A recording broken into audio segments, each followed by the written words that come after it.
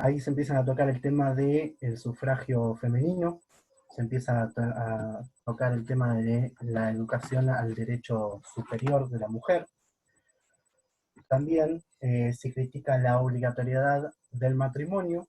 A su vez, empieza a haber una liberación en lo que es los aspectos físicos de la mujer como patrones hegemónicos ya constituidos dentro de una sociedad machista, que actualmente lo podemos decir, en aquella época eran planteos que recién estaban surgiendo, ¿no? No se hablaba de un machismo ni una sociedad patriarcal, sino como que empezaba a tornarse estas cuestiones. La tercera ola feminista, yo voy a hablar de 3 olas feministas, porque tengo una pequeña disidencia, que ahora las voy a marcar bien. La tercera ola feminista empieza en la década del 60, con el otorgamiento de los anticonceptivos, el tema del control de la natalidad hacia la mujer, la liberación del goce sexual. A su vez también se habla de la liberación a la reproducción entre el goce y la reproducción de las maternidades. Y se empieza a tocar el tema de lo que es la ley de divorcio, que mucho después, acá en Argentina, llega más tarde, ¿no? La ley de divorcio, que es lo que plantea también con la mujer, esto a la atadura del amor de la mujer hacia el hombre para toda la vida. Eso es uno de los grandes conceptos que se tomaba en aquella época.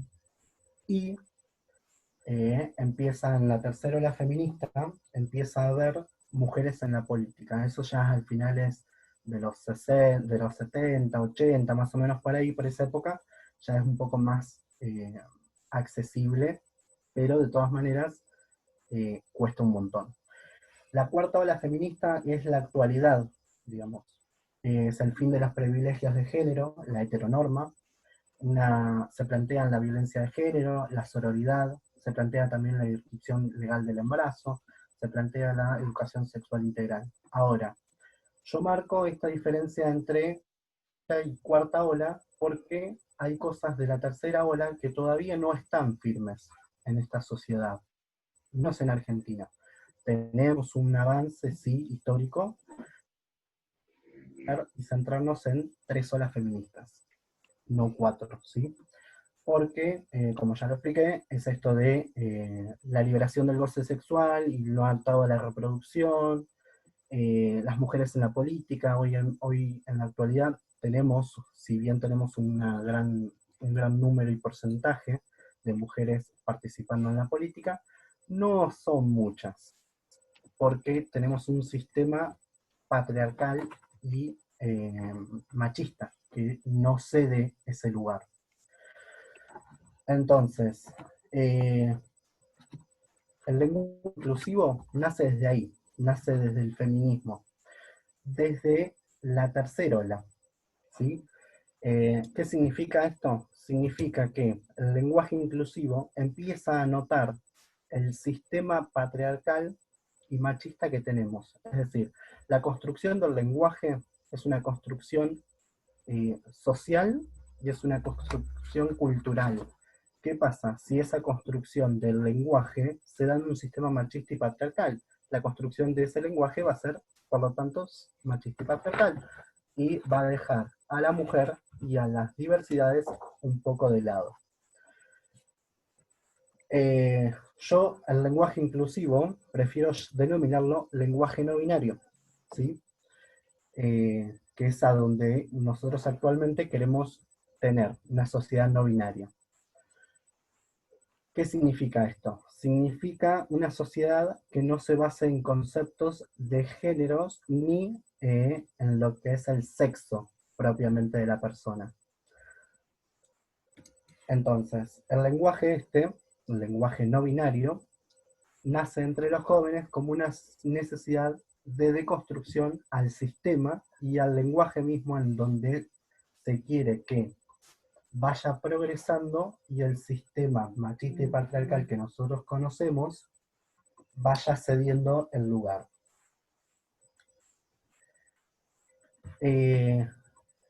Como ya habíamos dicho, como ya había dicho hace un momento, el lenguaje es una construcción social y cultural, por lo tanto, la comunidad lingüística va fijando sus normas y sus reglas sobre lo que se puede decir y lo que no. Actualmente el feminismo se está incorporando mucho más de la mano del movimiento LGBTI+, que lo que se quiere llegar a hacer es plantear una sociedad no binaria y una sociedad eh, de inclusión y reconocimiento y visibilización de las temáticas. ¿Sí? Eh, no vino con el propósito de quedarse, sino que vino con el propósito de mostrar estas desigualdades entre un género y otro y ver desde otro lado al lenguaje. Plantear estas construcciones, plantear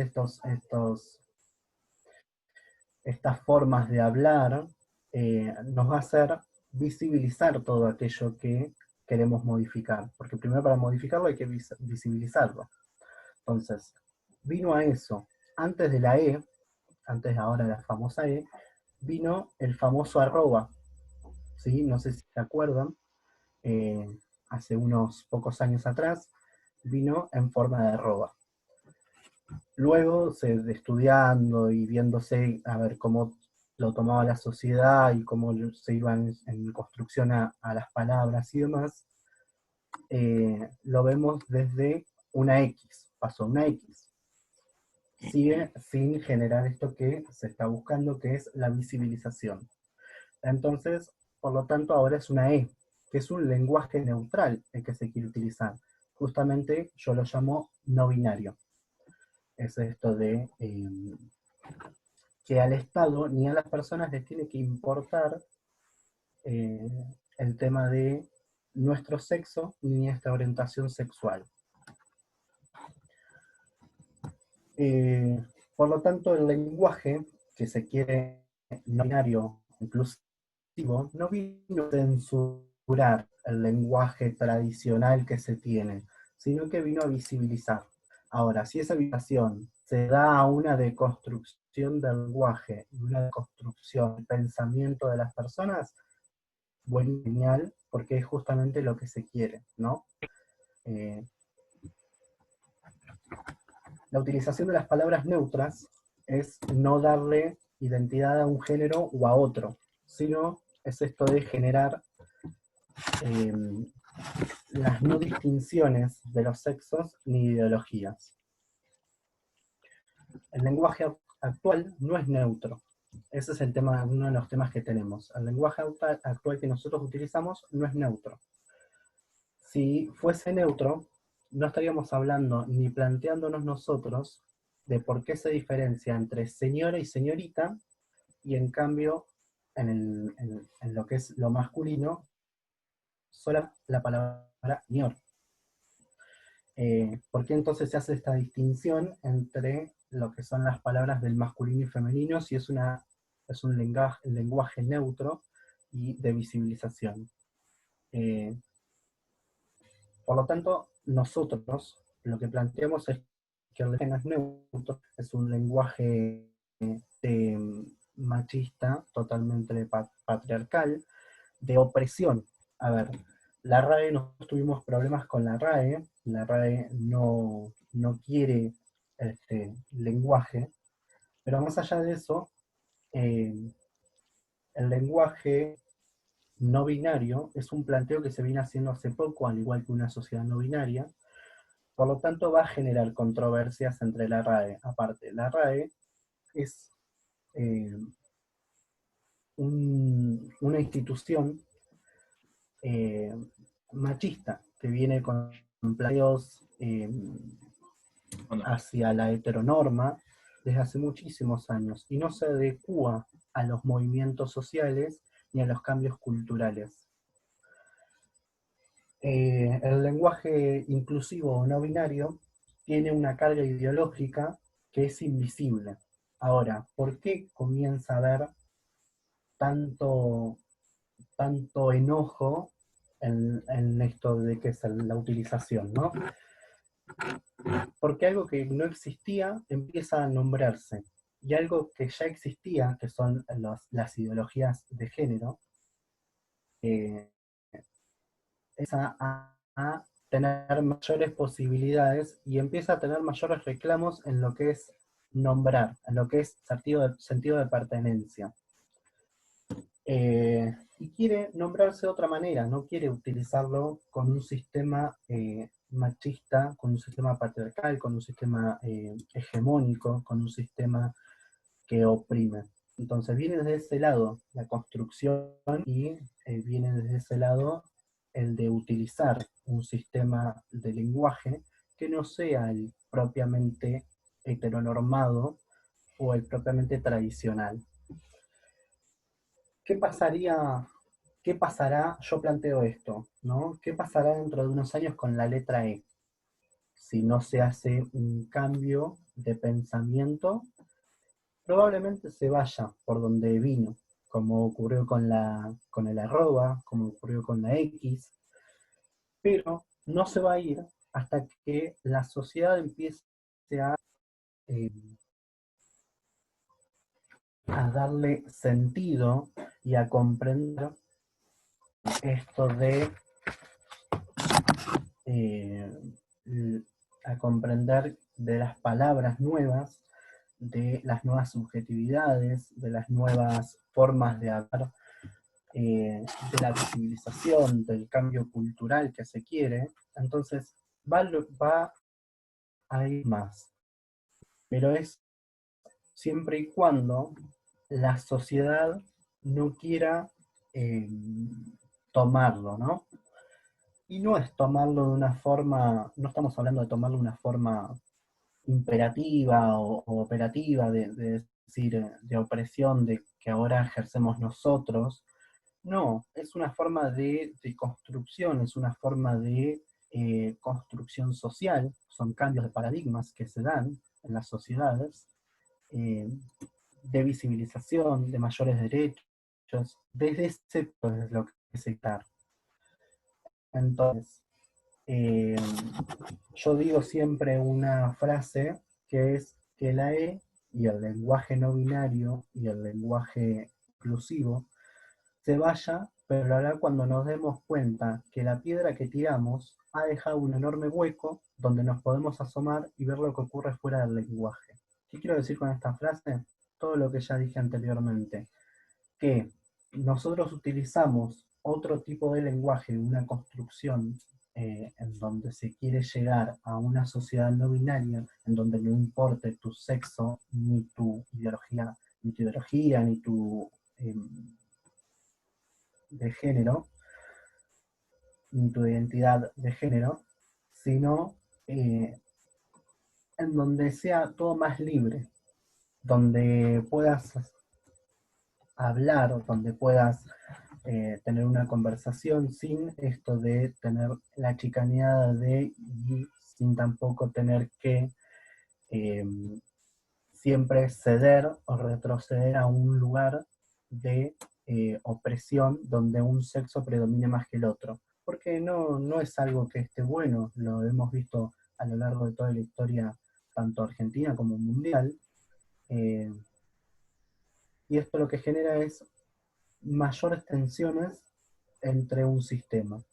La idea tampoco es que el sistema patriarcal eh, se vaya así por completo, sino es una construcción entre ambos sistemas en donde lo que quede sea la igualdad entre las personas, sin distinciones políticas, sin distinciones ideológicas, sin distinciones de género, en donde no haya una presión entre un sexo y el otro, sino es esto mismo, que puedan convivir sin importar cada uno de las cosas. Eh, Así que lo que planteamos es eso, y nace desde hace unos años atrás, eh, con el tema de la visibilización del sistema hegemónico patriarcal que tenemos.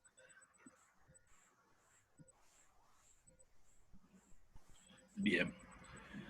Bueno, gracias Pablo. Luego vamos a habilitar las consultas, pero vamos a cederle la palabra a Mariana, que le vamos a pedir que active el micrófono. Muchas gracias. Hola, hola a todos. ¿Cómo andan? ¿Todo bien? Escuchamos. Bueno, primero gracias por la invitación. Gracias, Fer. Y bueno, gracias por el interés en este tema. Es siempre un tema súper polémico que me encanta. Y en la política más todavía. Y más en el frente de todos barra todes, que en su momento jugó un poco más la E, me encantaba. Y sigue jugando igual, pero bueno, una apostaba que quede formalmente ahí, algo muy difícil a veces. Bueno, yo soy periodista, soy platense, soy feminista, y trabajo en medios de comunicación privados hace muchos años, en realidad toda mi carrera.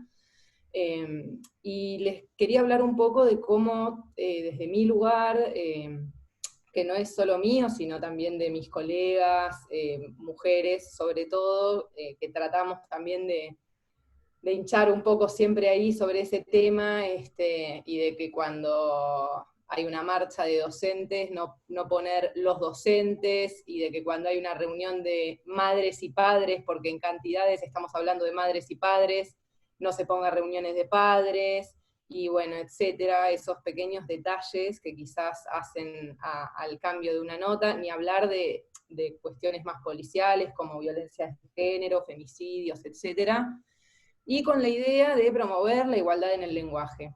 Esto que hablaba Pablo, que es básico, fundamental, él mencionaba la RAE, voy a hablar un poco de la RAE, y bueno, para eso preparé unas filminas a lo Alberto, no que me quiera comparar, pero bueno, me encantan las filminas, así que armé algo, y bueno, les voy a pasar a compartir pantalla.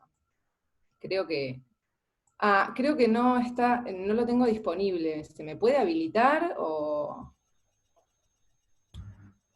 Un segundo que ya te habilito. Sí, sí.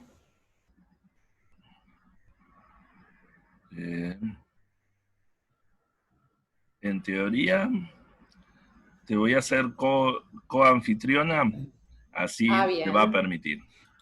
Ahí Sí, Jesús, porque yo la ahí habilité está, para ahí compartir está. pantalla. Perfecto. Ahí estamos. Bueno, ahí estoy compartiendo, ¿no? Sí, sí. Sí, perfecto. Sí, estamos viendo. Bueno, pero la perspectiva que a mí me gusta darle es lenguaje e inclusión dentro del lenguaje. La inclusión adentro del lenguaje no es un lenguaje distinto, ni paralelo, digamos, no es que dejamos de hablar español y pasamos a hablar inglés, o pasamos a hablar lengua de señas, o pasamos a hablar, o sea, sigue siendo español, solamente que se lo interviene como un acto político. Y bueno, por eso el lenguaje de inclusión.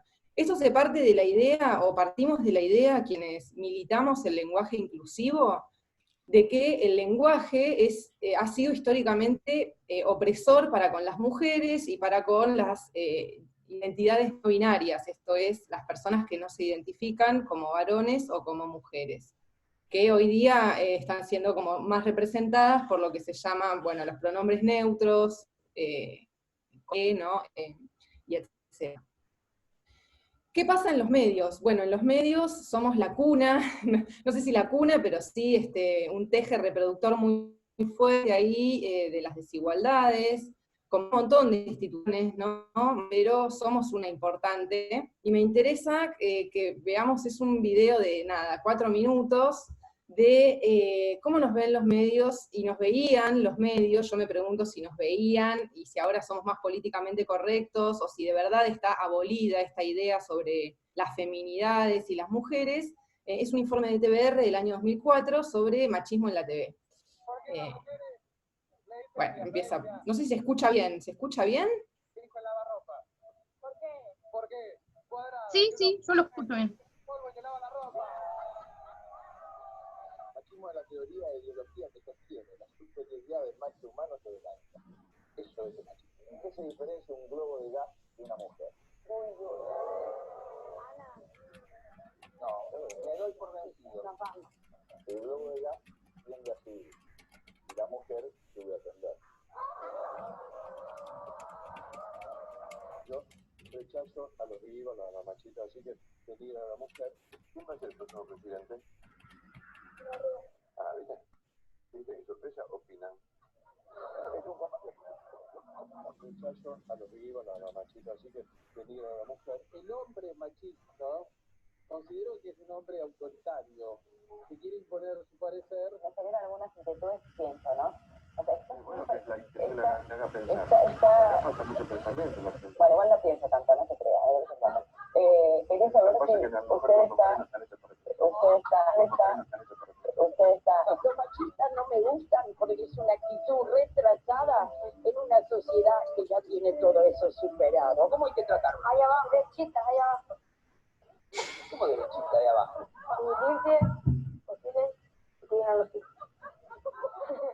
Es muy impresionante eso, me parece que te vas a quedar solo. ¿Sí? Y no le encontrás ningún mérito a la mujer, no hay cosas que hacen las mujeres que los hombres. Van a ser... Es muy fácil de reconocer un macho, porque siempre hacen el mismo tipo de comentarios. Esos chistes que escuchamos 150 años. De la nacha y las neuronas. Exacto. Sabemos que la mujer tiene 4 neuronas, una para cada una.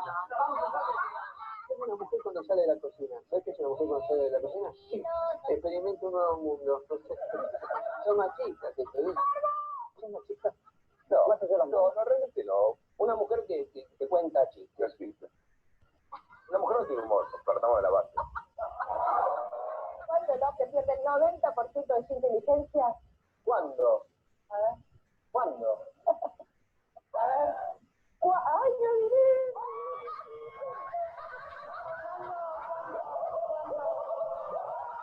Yo realmente creo, basándome en general, ¿no? Digamos, yo no creo, no, al contrario, creo que son unas inútiles, ¿no? Por completo. No, realmente no. Me imagino que a Parvanini en la casa debe tener bien cortito. Como todos los hombres. Usted habla de un padre que le daba su papo. Yo creo tanto, nunca debe venir. Yo creo tanto, nunca debe venir. De la lista de vuelta. De mayor quiero hacerte la comida. Mientras corren los niños por la casa. Y aunque poco nos vemos, yo aquí siempre te espero. Porque yo sin ti es que no soy nada. Y al lado también que las mujeres viven existiendo, que uno no sea machista, pero siguen prefiriendo también por la identidad cultural de la que habla de origen del machismo. O sea, sienten cierta atracción por el machismo. ¿Saben qué harían los hombres si no existiera la mujer? No, a ver. No, domesticarían otro animal. Bravo, mi amor, así es. No el machismo. Así es, mi amor, trátame como esclava. Esclavista, mi amor, esclavista. A mí me gusta que los hombres sean un poquito machistas. A la vez yo creo eso, que las mujeres aprendemos somos machistas. Nos dejamos llevar. ¿Pensaste que tú que estudias y no te hubieses casado conmigo? Hubieses estudiado, tiempo a pensarlo, porque era una chica. Si hubiera seguido estudiando, sí, quise estudiar, pero Diego machista, él se quiere en casa con él, con las nenas. Le golpea la camioneta, le pide que baje el vidrio. Diego.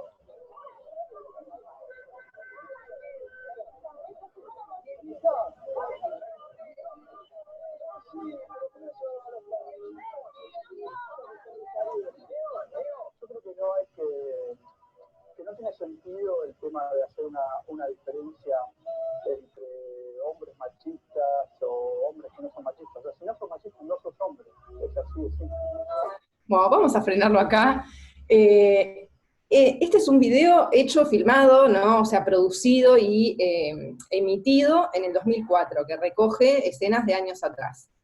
En sí, el video tiene una beta feminista porque te dice, mirá que machirula es la tele, y sin embargo, bueno, también el informe en nuestra perspectiva no tiene. Eso nos lleva como a otra cuestión que tiene que ver con, no solamente con cómo estamos representadas como sujeto, de la noticia o del entretenimiento o lo que sea en la televisión y en los medios, sino de cómo estamos representadas como parte de ese aparato mediático. Este es un cuadro de la Defensoría del Público de la Nación, que es un organismo creado a raíz de la Ley de Medios para controlar un poco y recibir denuncias, más que nada, sobre cuando hay violaciones a los derechos de determinados colectivos, entre ellos las mujeres. Hacen este relevamiento en la Defensoría del Público, que dice que, por ejemplo, el 84% de analistas que hacen políticas son hombres, que el 74% de los periodistas que cubren policiales y temáticas de inseguridad son hombres, que el 92% de los periodistas que cubren deportes son hombres, y en la única tabla que vamos a encontrar una diferencia abismal es en espectáculos, donde se relevaron 893 noticias, y se da cuenta de que solo el 38% de los periodistas varones ejercen en esta temática. Eso como poner en cuenta que estas mujeres, para plantearlo en un término en principio binario, ¿no? De hombres y mujeres, tenemos una triple falta de representación. Por un lado, como protagonistas de la noticia, es decir, somos usualmente subestimadas por los periodistas varones, no las trabajadoras de prensa o las periodistas, sino la mujer en sí misma. Por supuesto, de esto han pasado muchos años, aunque no tantos, si nos ponemos en el ojo histórico. Entonces tenemos una falta de representación como sujetos protagonistas de la noticia, una falta de representación como voces autorizadas que la construyan a esa noticia, tenemos menos participación en la construcción de esas noticias como parte del aparato mediático, y ni hablar de como empresarias de la comunicación, que a cuántas grandes empresarias de medios conocen, yo prácticamente a ninguna, y ni hablar de que ahí llegue la perspectiva de género, ¿no? Que es un tema que tampoco es que llega la perspectiva de género cuando llega una mujer a un puesto. Entonces, partiendo de esa base de que los medios ya son un lugar excluyente para las mujeres y para las diversidades sexuales, se propone el tema del TODE, ¿no? Del lenguaje inclusivo y de empezar a incluir. ¿Por qué se plantea esto? Bueno, porque históricamente nuestro lenguaje ha sido androcéntrico, es decir, que se basa en el masculino como universal. Esto es porque nos rige un órgano rector del idioma, que es la Real Academia Española, a través de su diccionario de la lengua española. Desde 1780 se editan los diccionarios. La Real Academia Española es una institución fundada en 1713 por un duque, a quien un rey, Felipe V, le da su protección, y es una institución que, digamos, que después nos pasa a regir a nosotros, por supuesto, porque había ahí una cuestión política ineludible. Nuestro pueblo, por supuesto, ya hablaba español, entonces nos abarcó a nosotros también.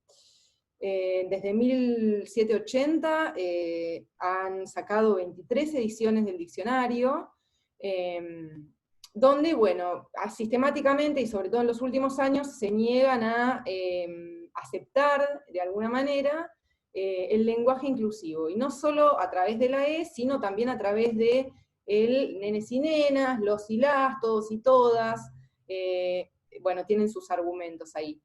Quería mencionarles también que el español es un idioma que tiene géneros, pero que hay idiomas sin género. Es el caso del húngaro, el finés o el finlandés, el yoruba, que es el idioma nigeriano, el chino, japonés y coreano, y el quechua es un idioma que se hablaba y se habla en nuestro territorio, y que, bueno, no tiene género. Es decir, que cuando se plantea esta posibilidad, lo importante de esto es que cuando se plantea esta posibilidad de neutralizar el lenguaje y desmasculinizarlo, no estamos planteando nada del otro mundo, digamos, porque esto existe y existe en otras sociedades, y bueno.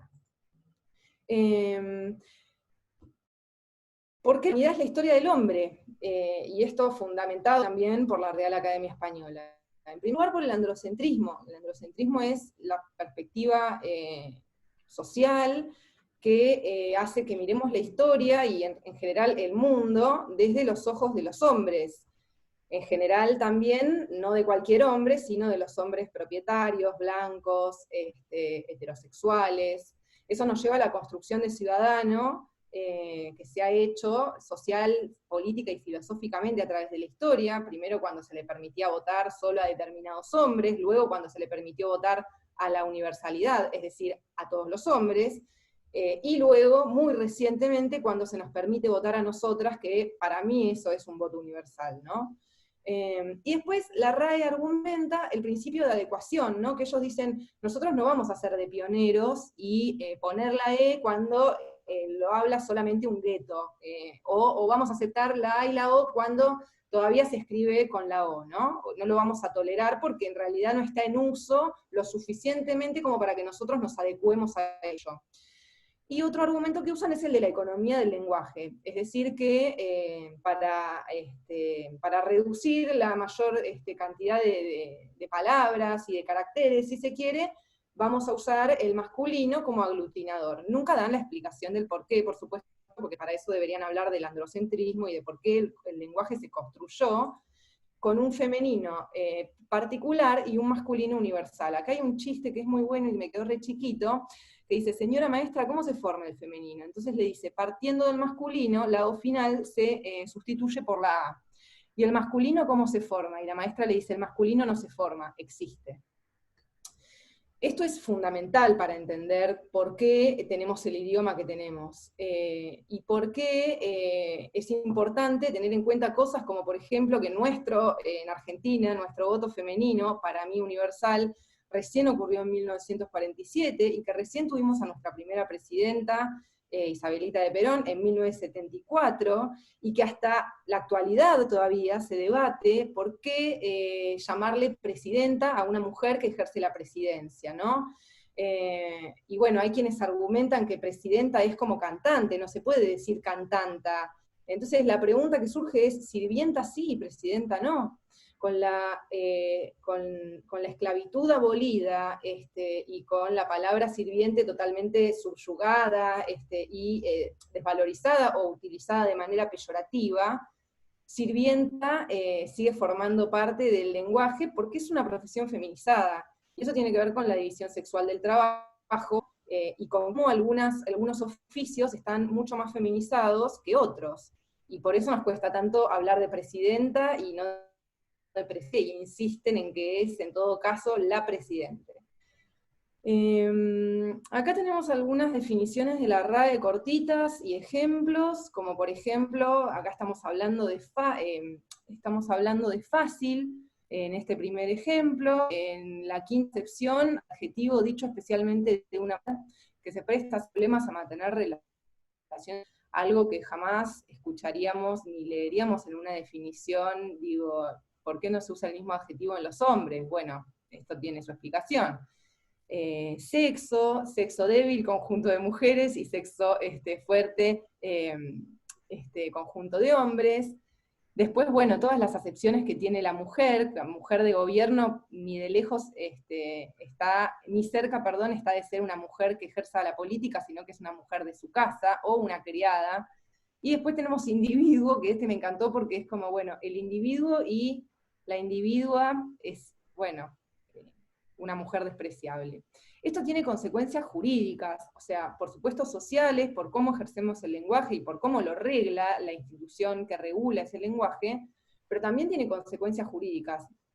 Yéndonos al tema de fácil, por ejemplo, que es una expresión que perpetúa una social, que no es que por eliminarla sí o sí va a dejar de existir, pero que se podría empezar por algún lugar, y por dejar de validarlo, porque ni siquiera está dicho de forma peyorativa, ni siquiera está aclarado que está de forma peyorativa, es que, por ejemplo, hace muy pocos años recién, históricamente hablando, se dejó de considerar que la violación marital era una violación. Antes existía el deber marital, que significaba que si vos estabas casada con un hombre, no le podías negar una relación sexual, porque era tu marido, digamos. Entonces, en ese marco, era imposible que vos pudieras decir que no.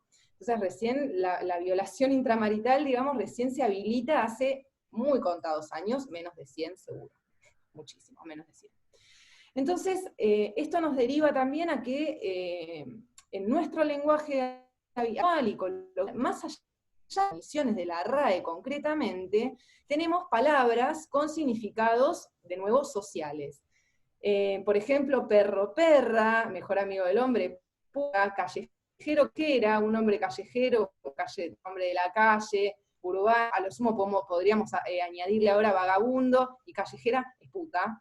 Hombrezuelo, mujerzuela, a mí me encanta el de Don Juan y Doña Juana, porque es perfecto, el Don Juan es el hombre que todos quieren ser, el hombre que atrae, que es un conquistador, y la Doña Juana es, pobre, la señora de la limpieza, o a lo sumo una señora en la que nadie se quiere convertir, una señora soltera, una Doña Juana cualquiera. Ahí pueden leer, bueno, rápida, la diferencia, el significado que se le hace, no está por supuesto en la RAE, pero la diferencia que se le hace a rápido y rápida. Nunca decimos que un hombre es rápido, pero mirá qué rapidito, no se escucha. Entonces, preguntarnos también si estamos planteando la intuición, entre comillas, de un lenguaje, o si estamos planteando de personas excluyentes. ¿Por qué decimos esto? Bueno, acá hay un tuit que levantó Subestada, que me gusta bastante, no estoy 100% de acuerdo con lo que dice, pero bueno, dice, el lenguaje inclusivo era amplio y se practicaba con regocijo. Nadie se fijó si en la Real Academia aceptaban trolo, torta, trabuco, comilón, tijereta, marimacho, mariposón, tragasable, traba, machorra, todas palabras que estoy segura que todos y todas y todos nosotros conocemos, y calificativos que sabemos qué implican, y bueno, dice que eran muy bien pronunciados porque eran dolorosos, discriminatorios, y implicaban que la otra persona se lo buscó. Hasta que un día, bueno, alguien dijo que la diversidad sexual existe, que es una elección, que se hizo la ley de identidad de género, es decir, que está normado, y ahora, bueno, dice, se burlan de la E. La manera que encontraron, dice esta usuaria, es burlándose de la E. Lo que a mí me interesa de esto es mencionar que muchas otras palabras como estas se usaban en nuestra cotidianidad y eran para nada cuestionadas, sino todo lo contrario, celebradas, incluso, y bueno, utilizadas en los medios, aunque no figuran en la RAE ni en ningún otro organismo que regle la lengua, y que el escándalo surge cuando queremos hacer un lenguaje que vaya más allá del androcentrismo, es decir, más allá de esa idea de que cuando hablamos de todos, estamos hablando de todas y todos. Eso no es verdad. Decimos muchos y muchas y muches. Hay una frase de Arturo Pérez Rever, que es un colega, un señor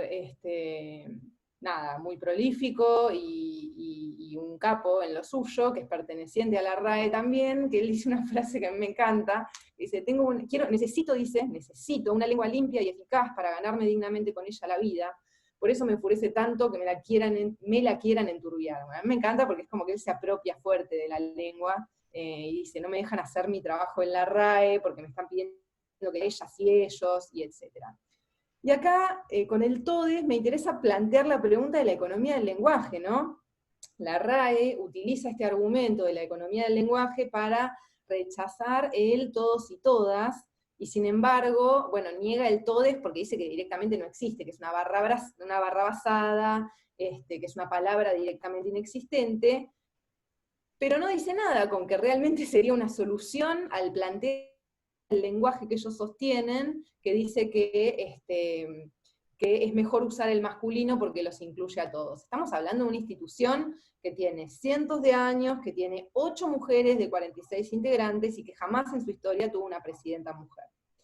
Entonces, más allá del TODES, me parece interesante plantear que sí se puede incluir a todos los géneros, incluso reduciendo el uso de la E al mínimo indispensable. ¿Esto por qué? Porque necesito pensarlo en términos de poder transmitirlo desde mi lugar de trabajo. Es decir, yo con mis amigues puedo hablar con la E y decirnos a todes y hablar de esta manera, pero cuando se está dentro de un medio que tiene un grupo de lectores y lectoras determinado, y etcétera, hay una resistencia, por supuesto, lógica, a extender el uso de la E, e incluso de los femeninos, ¿sí?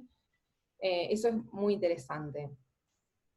En los medios es importante dar el debate del lenguaje inclusivo, no solo porque los medios son un espacio violento, y que además se ha tenido que normativizar en la ley argentina, en la ley de prevención y erradicación contra la violencia de género, sino porque también son un espacio de desigualdad para quienes nos desempeñamos en ese lugar, ¿no?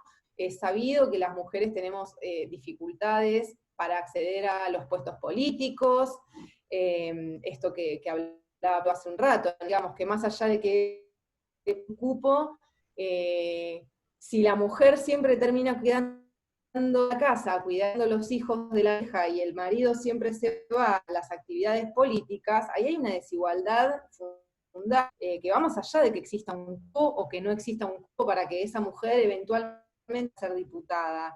A esa mujer se le cortaron las posibilidades en el momento en el que tuvo que decidir dejar de trabajar, dejar de militar, dejar de, bueno, no sé, de activar en política, etc.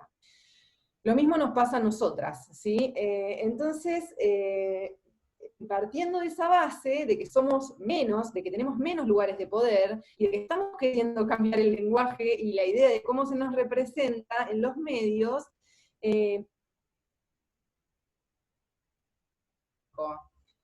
aunque han aumentado, le hice la pregunta el otro día a un chico del Ministerio de Educación, pero no me supo decir muy bien, sí me confirmó lo que yo sospechaba, que es que todavía sigue siendo una enorme diferencia entre mujeres y hombres que se desempeñan como maestros. No me supo decir bien cuál es el porcentaje, porque a mí me gusta como decirlo bien específicamente, pero sí es una realidad que el plantel femenino en esta profesión es mucho más amplio, y que sin embargo los medios seguimos hablando de los docentes, también porque, bueno, digamos, uno de los dirigentes más importantes de la docencia es hombre, aunque el gremio esté integrado por mujeres mayoritariamente. También hablamos en los medios de los padres, cuando queremos hablar de una reunión de madres por algún tema de la escuela, que ya sea inseguridad o algún tema educativo o lo que sea, hablamos siempre de padres, cuando muchas veces es una mayoría de mujeres las que está movilizando el reclamo, y ni hablar de los políticos, que siempre son los políticos. Nunca son los y las funcionarias, nunca es el cuerpo deliberativo, otras palabras, otras maneras que podríamos utilizar y que llevan más tiempo porque estamos desacostumbradas, eso es una realidad, pero que podríamos empezar a indagar. Al uso del masculino constante, ¿sí? Los docentes directamente se puede solucionar tachando el los, digamos, docentes es como periodistas, no es docentas. Entonces, directamente quitando el artículo ya eliminás el sesgo de género. No lo hacen. Bueno, a esto le sumamos estereotipos por frases como crimen pasional, este es de un diario del 2019, no es nada viejo, Diario Popular, 4 muertos en un crimen pasional, está hablando de un femicidio vinculado, que el hombre, bueno, mató a la pareja y a otras personas familiares de la pareja, y después se degolló a él mismo. Y después tenemos construcciones no regladas, porque el crimen pasional está reglado por la RAE. Después tenemos construcciones no regladas y además discriminatorias, como un perfecto ejemplo que es el diario Hoy, que acá ya no se puede ver muy bien, pero es una búsqueda donde quedan de manifiesto 3 títulos que usan la palabra narcotravesti. En el mismo momento. Estas noticias son del mes pasado.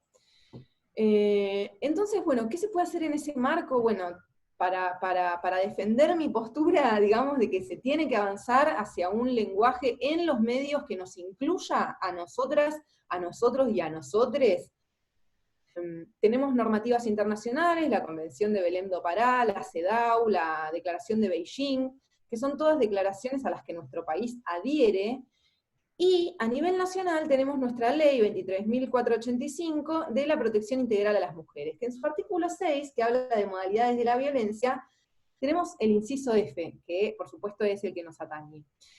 Es violencia mediática, que dice aquella publicación o difusión de mensajes e imágenes estereotipados a través de medios masivos de comunicación que de manera directa o indirecta, miren qué amplio que es, ¿no?, promueve la explotación de mujeres o sus imágenes, injurie, difame, discrimine, deshonre, humille o atente contra la dignidad de las mujeres, así como también la utilización de mujeres, adolescentes y niñas en mensajes e imágenes pornográficas, legitimando la desigualdad de trato o que construya patrones socioculturales que reproduzcan la desigualdad o generadores de violencia contra las mujeres.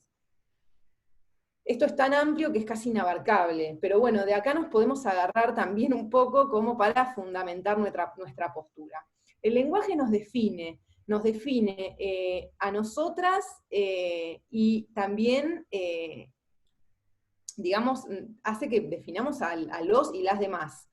Mi ejemplo más reciente y más doloroso en esta cuarentena y en esta pandemia que estamos viviendo es esta noticia de Clarín, donde, bueno, ya estamos acá con la pandemia de coronavirus, y dice, estamos hablando del 31 de mayo, científicos del CONICET, notemos aquí el plural masculino, se suman a la carrera para crear la vacuna del COVID. Es un grupo de virólogos masculinos, liderados, masculino de vuelta, por una investigadora de la Universidad San Martín. Seguimos leyendo y dice, científicos, de nuevo acá el masculino, etcétera, etcétera, la vacuna se aplicaría de forma oral. Bueno, por supuesto esto quedó de modé, ¿no?, ya con la noticia nueva, pero bueno, nos dice, la doctora Juliana, ¿sí?, Casataro, es quien dirige esto, y es líder de un equipo de 11 científicos conformado por los investigadores, acá tenemos 3 veces el masculino, Karina, Lorena, Diego, vamos a contar acá un varón, Eliana, Claudia, Filomatori, Lucía Cheme, y los becarios de vuelta, Celeste Pueblas, Laura de Arriba, Laura Bruno y Eugenia Bondosay. O sea, hay un hombre y 10 mujeres, una de ellas liderando el proyecto, y usan el masculino. Porque usar el femenino para nuclearnos a todas y a ese pobre hombre que queda a merced de un plural femenino en el cual seguramente no se va a sentir incluido, y eso ha hecho que el redactor o el editor de Clarín de esta noticia haya decidido nuclearlas a todas en un masculino, y ni siquiera tratando de utilizar un lenguaje no binario que no hable de mujeres ni de varones. A esto quería llegar, del uso sexista del lenguaje, de la alternativa, que es un lenguaje igualitario y no binario o no sexista. Cada vez que hablamos de la historia del hombre o de la historia de los hombres, se puede hablar de los hombres y las mujeres, esto sería binario, pero se puede hablar de la humanidad, del género humano, de la especie humana, de las personas. Tenemos infinidad de sinónimos que solo hay que ponernos a pensar.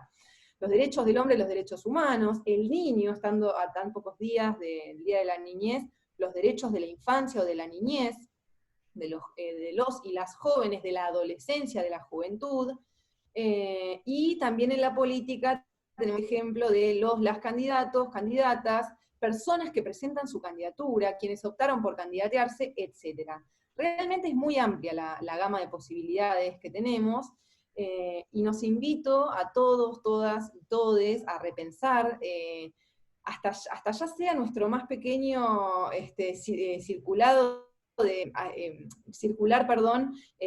dentro de la agrupación, o un mensaje de difusión para nuestros compañeros y compañeras y compañeres, de pensarlo en una modalidad de lenguaje donde nadie se sienta excluido, y por el contrario, todos se sientan lo más incluidos posibles.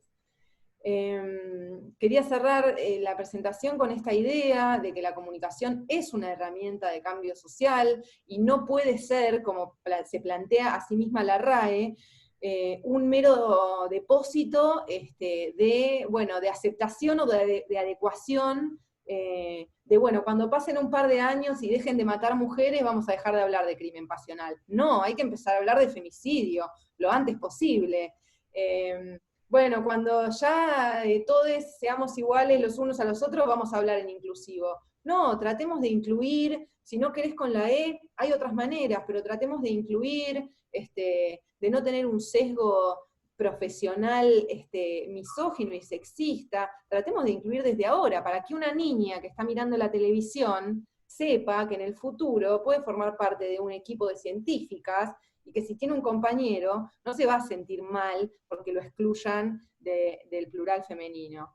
Entonces, me interesaba reivindicar esta frase que plantea la Defensoría del Público, que dice que reformar el imaginario social, que el objetivo, de los medios, o uno de los objetivos podría ser reformar el imaginario social que determina lo que la sociedad puede esperar de las mujeres y lo que las mujeres pueden esperar de sí mismas, que me parece, por cierto, mucho más importante y urgente. Así que, bueno, ese es un poco de lo que se trataba mi charla, así que, bueno, les agradezco que hayan escuchado este tiempo. Gracias.